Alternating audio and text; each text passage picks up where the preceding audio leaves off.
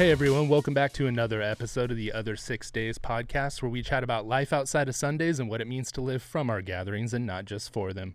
I'm your host, CJ McFadden, and on this episode, we're joined today by our special guest, Lucas Rosales. Lucas is an athlete who's defied limitations and done what most can only dream of.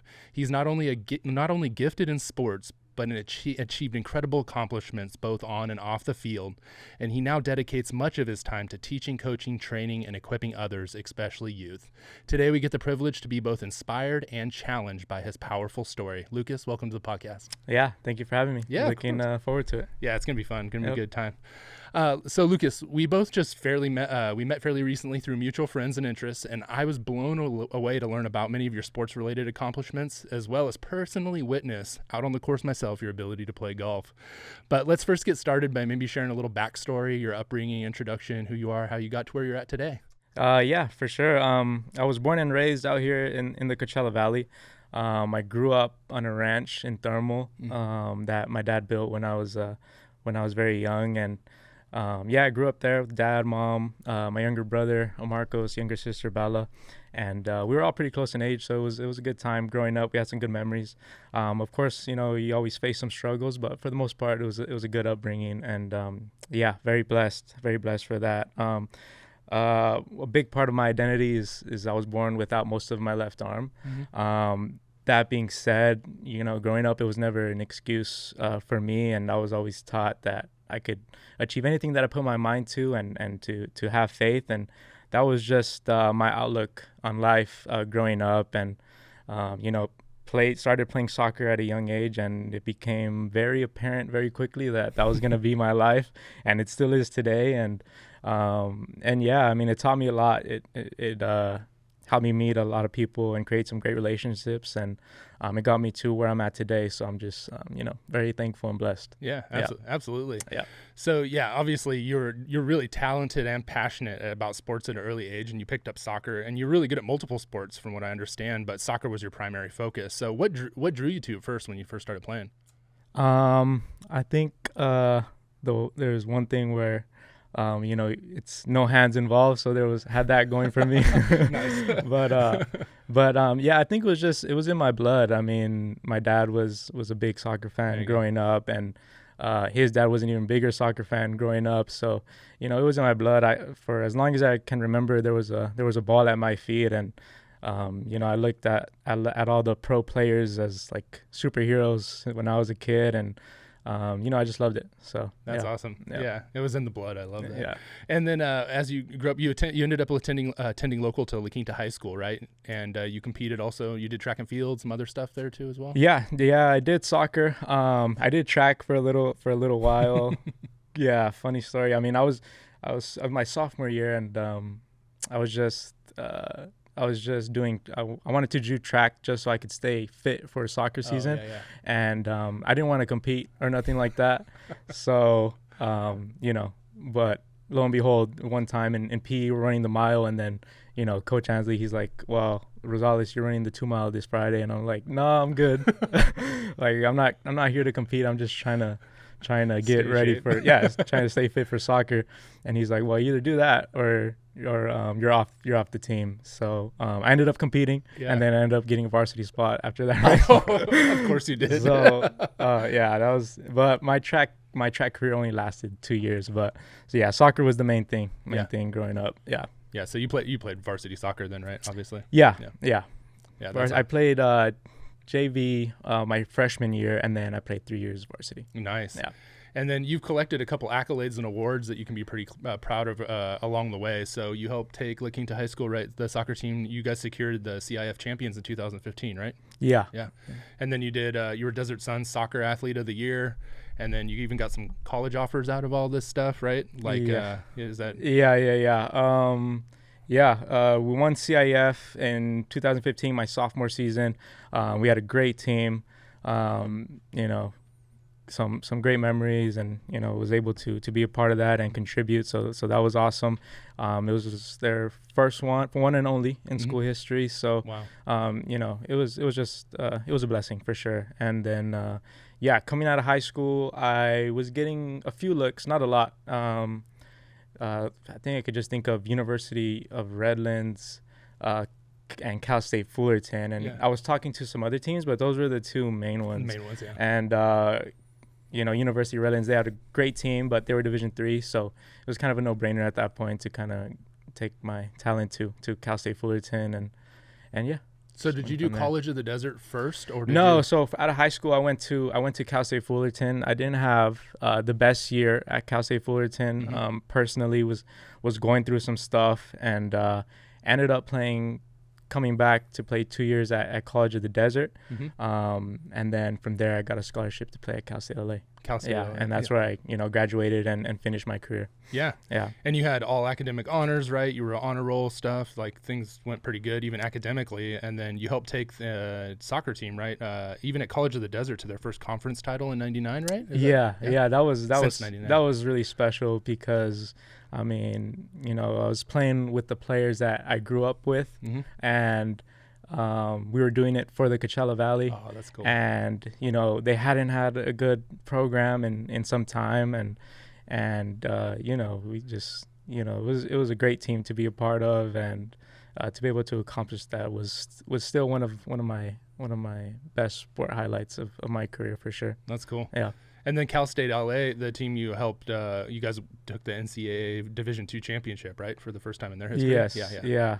That was amazing. That was amazing as well. I mean, out of College of the Desert, my number one goal was to go Division I, right? Like a lot of these kids that are in JUCO, and if I kind of looked at it as like D1 or bust almost. Yeah. And for some reason that just wasn't in God's plan for me. And I had 3 offers from 3 schools, San Bernardino, Cal Poly Pomona, and Cal State LA. Wow. And, they all offered me a scholarship. And what drove me to Cal State LA was, the coach told me, like, if you want to win, come here.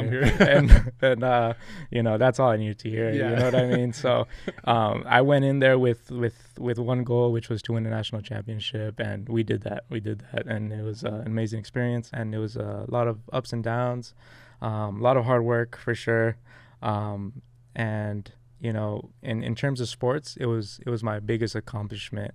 And it was an amazing feeling. For a month there, I just celebrated. I didn't touch a ball for like a month.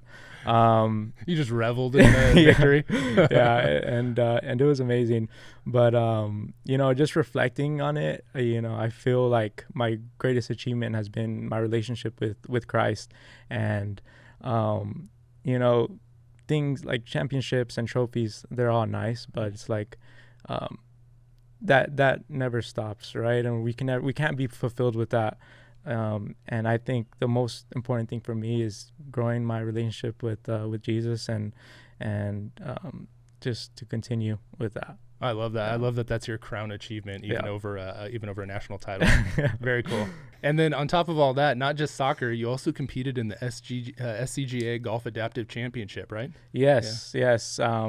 I love golf. And it has become a big part of my life. Yeah. My journey in competition golf started probably about a year ago, actually, and that was through the NOAGA, which is the North American One-Arm Golf Association. Yeah. Right. So they do a big tournament every year, and the course switches every year, and they came to La Quinta. And I've been like, I was talking about it with my buddies and stuff, like I want to do a competition. And then this opportunity came up, and I couldn't pass it up. And it was a great experience, just playing with other people like me, and that we weren't just playing, like we were competing, which was like what I wanted. And it was awesome. So they do it pretty cool. You play 2 rounds. And then from there, you go to a match play series for the next 2 days. And my only goal was to make the cut for that tournament. And I ended up making it to the finals. Yeah, so I got second place in that tournament. And then it was like, when's the next one? So, exactly. so the SCGA, they had an adaptive championship, and that was at Goose Creek Golf Club in Jurupa Valley. Oh, yeah. So what's cool about that one is it's not only for one-arm players, it's for players with different types of disabilities, Yeah. right? So they have different sports classes and stuff, and yeah, you're competing with everybody, and it was cool, but I didn't play my best. So that was a little tough, but that's golf. Yep. You know what I mean? So I'm just looking forward to the next one. I know. I know you are, man. Yeah. And when we played together, dude, I had such a great time, and I was just I was like, man, you're a great player, and like I ended up going out and buying the same putter you had because you were putting so well. Nah, you're really good too, man. We need to do that again. We're going to, yeah. So now you're a coach. You're a soccer coach over at Desert Christian Academy, a local Christian school. So what does that entail for you?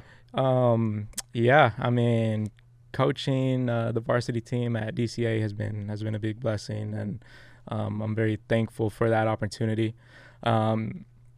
There's been challenges, of course, but I love it. You know what I mean? And we're not only trying to compete and strive for excellence on the field, we're also trying to build a relationship with Christ, right? And we compete for His glory, and that's what we're all about. And the kids have been great. They're coachable. We're not where we want to be, but we're going to keep working hard. And in the past 2 seasons, we've had 2 guys go on to play at 4-year universities. So Wow.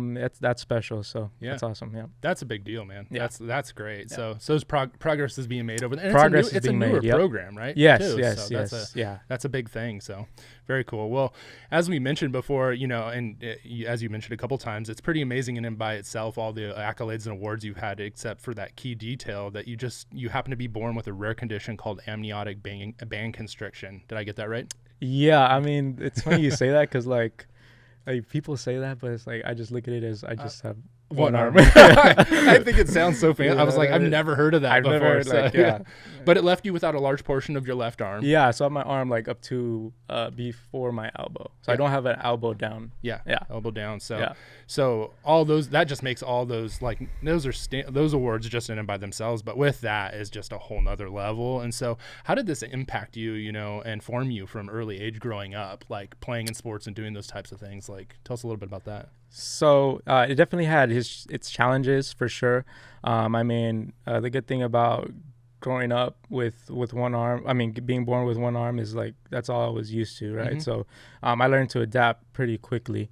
And yeah, I mean, there was challenges, but God blessed me with the sport of soccer, and through that I was able to make a lot of relationships and stuff. And of course I faced struggles, when I was young, players, saying stuff, ignorantly, or as I grew older, just like older players just trying to get in my head, you know what I mean? Yeah. In that aspect. And then, also coaches. I mean, as I continued to grow in soccer, and, my dad saw my potential, and I continued to travel around LA and all over SoCal for club soccer. And, if I always felt like I had to work twice as hard, because I always had that in the back of other people's minds that, I only have one arm. So, but yeah, I mean, like I said before, it was never an excuse. And, yeah, I just worked hard. Yeah. You didn't let it hold you back. No, definitely not. Yeah, and others may have seen it as a potential disadvantage, both, on the soccer field, but you didn't obviously want people to think or treat you different. You said you worked twice as hard, but you had the mental fortitude and the grit, and then you had a good support structure, right? Of people behind you. Yeah, definitely. I mean, like I said earlier, my parents raised me to that I can accomplish anything that I put my mind to, and that, God has a plan for me. Mm-hmm. And when I was on the field, I never looked at myself as somebody that had one arm. I was just competing, mm-hmm. You know what I mean? So when I was training, when I was playing, my only goal, the only thing in my mind was to be the best and to do my best. So that was it. And you did. Yeah. Yeah, you did great. Well, and then you'd have other people would come up to you, obviously, sometimes and say, dude, you're so special. That's amazing. You're an inspiration to others. Like, how did that make you feel? Yeah, that made me feel good. It made me feel good, of course. I mean, I feel growing up, it was good, but at the same time, like, I didn't really care, because I was just like I looked at myself more like a soccer player. Yeah. But now, looking back on it, it's I feel like God's purpose for me is to inspire and motivate, and that's what I want to do. And when that happens, it just feels amazing. Yeah. Do you feel like it helps your coaching over with like DCA and younger kids and stuff now? Like, is there like something that you feel like you have an advantage in the inspiration area? Possibly.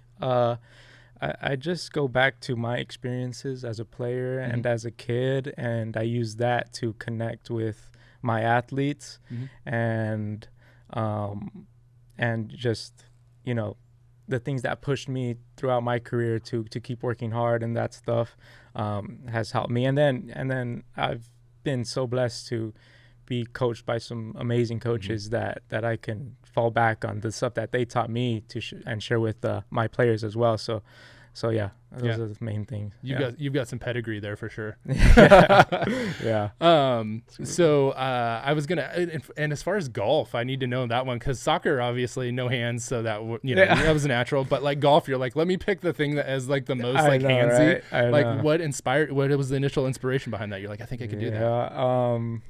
I keep the golf questions coming. I love talking about that. No, but when I was a kid, you know what? I remember two things. I remember my dad playing golf, and then I remember my dad watching Tiger Woods play golf. You know what I mean? Yeah, and the happiness that it gave them to be watching Tiger Woods and stuff like that. And I became a Tiger Woods fan instantly, and then I was like, okay, now I need to play. So I begged my dad to buy me some golf clubs. He ended up giving me some golf clubs for Christmas, I think, and he would take us out to the Muni, and we would just play, and it was amazing. And then like I said, we lived in a ranch, so me and my brother ended up digging a hole in the backyard, and we're just hitting our freaking pitching wedge out there. And one time I made a hole in one, and me and my brother went crazy. But yeah, I don't count it now. But yeah, sure you do. Do you have any other hole in ones? No. Okay. By the way, share how many hole in ones you have. I have 6. That is crazy, dude. That is crazy. Well, hey, I told you one of them, I bounced it off the fascia of a home while people were on their patio, so I almost hit them, and then it bounced and then rolled in the hole. So better lucky than good. It's all lucky. Yeah, exactly. That's all there is for me. So, well, so more importantly, how has your faith played a role, or really played the main role, in your ability to adapt and overcome throughout your life? Like, how has Christ shaped the way that you see yourself as an athlete and a person? Yeah, I mean, faith has been 100% the most important thing throughout my life and today, and it's helped me to push through and conquer my goals and dreams. And we talk about me having one arm and overcoming that, but I feel like there's other stuff that I struggled more with, like depression and anxiety and stuff like that, and it's like my faith helped me to get through that stuff. And it's like, and it's like I said, when I'm competing, when I was competing, it's for the glory of God, and everything I do is for Him, and faith has always been the most important thing. Yeah. Do you have any like practice or anything that's helped carry you through those tough times? Just kind of like something that you keep on the forefront of your mind about with regards to your faith and who God is and what He's done. Is there like anything in specific? Well, of course, prayer. Prayer is probably the number one thing. And I mean, God has a plan for us, and He has a purpose for everybody. And I always just fall back on that. And when I'm going through struggles and stuff like that, I've learned that God doesn't want me to fail, right? He wants me to succeed, and He has a plan. And I might be going through this, but He has something else in store for me. You know what I mean? So that's been my outlook. Yeah. Yeah. And he'll never give us anything he doesn't equip us to handle. And so you've shown that really well in your life, that you leverage like what he's given you and how he's gifted you, and now you're giving back to others in light of that, coaching and teaching and equipping and sharing that and kind of passing it on, right? Yeah, definitely. I think that's all of our purpose, right? It's to help each other. So I'm just very blessed to be in the position that I am, that I'm in, and I try my best every day. I know I'm not. You're not perfect. I'm not perfect.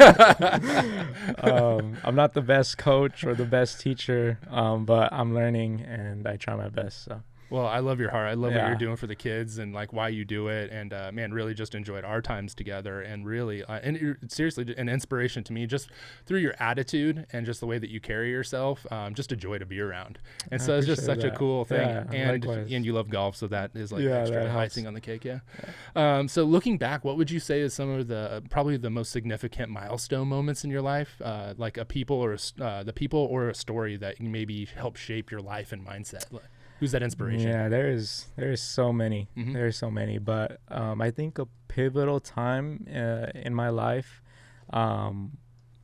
was when I was out of high school. I got the opportunity to play Division I soccer at Cal State Fullerton. Mm-hmm. However, things were going good and stuff like that.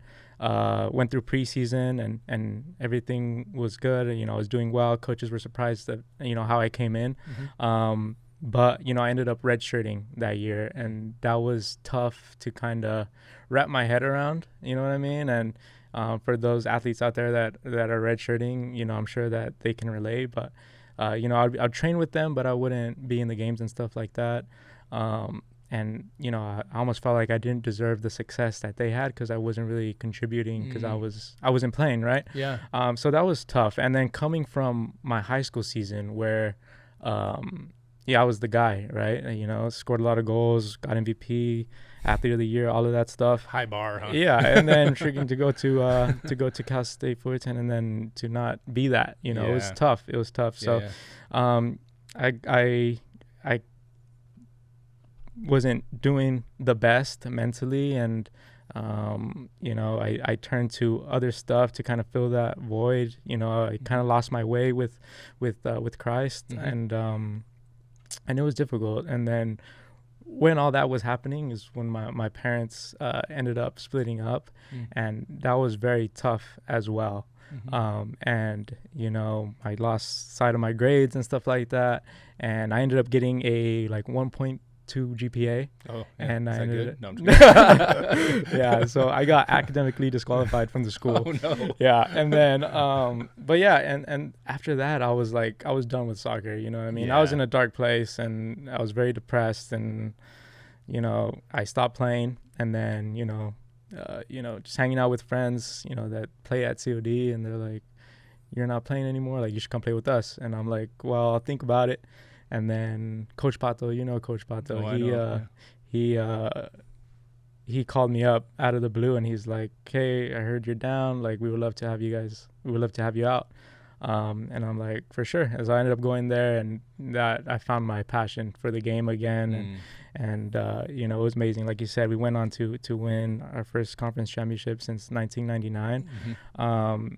And then, but I think the most amazing thing that came out of that dark time was the next season when we took a trip to Big Bear with the team. Yeah. And it was like a camp through FCA kind of thing. Yeah. And at the end there was an altar call, you know what I mean? And I gave my life to Jesus, and I found my relationship again with Jesus that day, and that was very special. And since then, I know that I'm more than just an athlete, you know what I mean? I'm a follower of Christ, and all the glory that everything that I win is all for him. And wow, super blessed for that. That's powerful, dude. Yeah. Oh, I love that. Yeah. I don't know that I realized. I think I had heard before, maybe, but I missed it. That you were one of the athletes up at camp that ended up receiving Christ with Pato. That's so cool. So I've heard those stories, and I didn't know you were included in that. Yeah, so that's very cool, man. Yeah, it was very cool. Oh, that's so awesome. Well, what would you say you think are some of your greatest strengths and assets that you might bring to the table now, like after hearing all of that and going through all of that? What do you think? Like, where are you at right now? Yeah, like I said, I think it's just going back to my experiences as a kid and as a player, and being able to share that with others, and just the relationships that I have made over the years, and you know, sharing that knowledge that I've got from those as well. Yeah.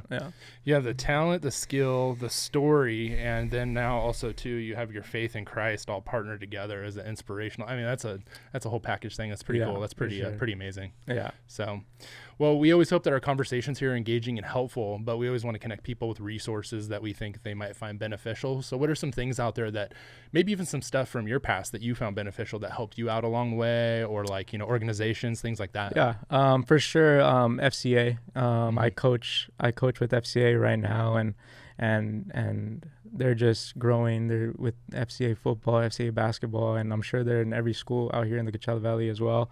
And they're just helping these athletes not only on the field but also with their spiritual side, and I think that's amazing. So FCA, of course. I also want to shout out to the USAGA, which is the U.S. Adaptive Golf Alliance, and without that, I probably wouldn't have found that tournament that first got me into competitive golf. So they're just giving opportunities for people like me and people with disabilities to compete in the beautiful game, and grow the game, and have some fun as well and compete.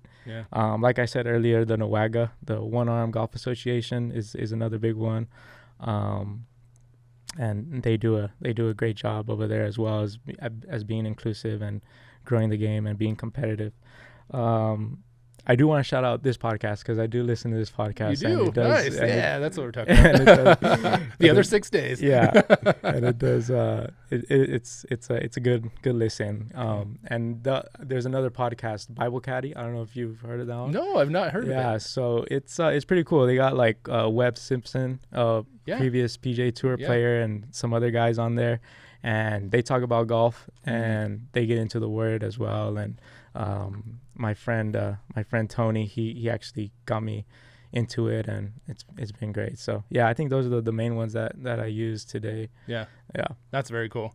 Organizations like FCA and Young Life, and they help. They're faith-based organizations. If you haven't heard of them before, FCA's Fellowship of Christian Athletes, and Young Life as well as another one but they specialize in reaching students through the sports and campus ministries and clubs and camps and all kinds of stuff. And obviously that's had a huge impact in your life. So definitely good stuff, and always pointing people to Jesus through sports, or organizations. Any other books, podcasts, movies, anything you want to recommend? Nothing out there? All right, cool.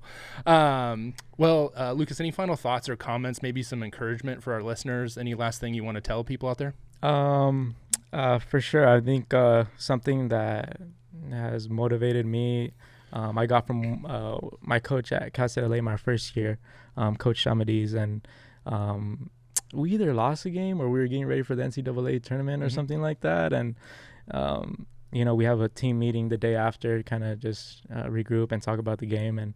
And he said, I'm not cool like all you guys that are all tatted up, but if I was, I would put 2 words on me, and it was keep going.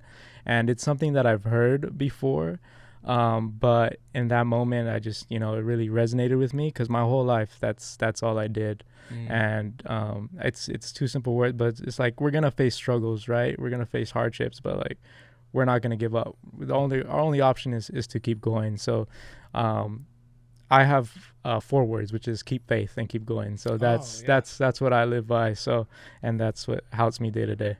I love that you took that from the past and added that piece to it. So, perceived limitations can actually provide limitless opportunities. And so specifically opportunities to point people to the power, purpose, and hope found in Jesus Christ, right? Yeah. And so that's what we have to do in everything that we do. Yeah. So, that's awesome.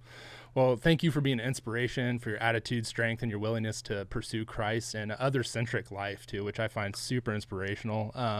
And hopefully those things point towards the power and peace and all those things that you can find through Jesus. So there you have it, guys. Thanks again for joining us on another episode of the Other 6 Days podcast. Be sure to hit that subscribe, follow, share, and like. And as always, take what you've heard here and turn it into something that you can do to further the gospel and the world around you. Until next time, peace. See ya.